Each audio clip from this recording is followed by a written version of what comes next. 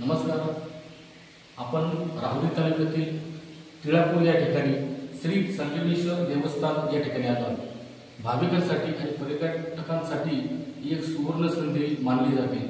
या मंदिरातील एक वेगळे वैशिष्ट्य पहा.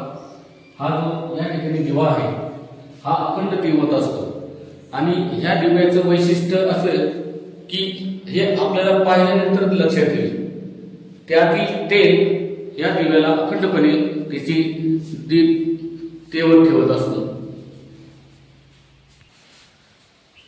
तर हा संपूर्ण परिसर हा क वर्ग देवस्थान म्हणून शासनाने जाहीर केलेला आहेच. यापूर्वी हा परिसर पाहिल्यानंतर आपल्या लक्षात येईल या ठिकाणी राहुरी तालुक्यातील मुळा नदी वाहते आणि या बाजूला आपण जर पाहिलं तर प्रवरा नदी वाहते आणि या ठिकाणी मुळा आणि प्रवरेचा संगम होतो.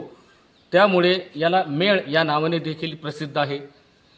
हा परिसर आपल्याला भाविकांसाठी तर आहेच, परंतु कौटुंबिक सहल, धार्मिक आणि पर्यटन जर आपण या ठिकाणी आलो तर एक वेगळा आनंद आपल्याला येऊ शकतो. राहुरीपासून याचं अंतर साधारणतः 25 ते 30 किलोमीटर अंतरावर आहे आणि आपण या श्री संगमेश्वर मंदिर तिळापूर या देवस्थानचा नक्की लाभ घ्यावा.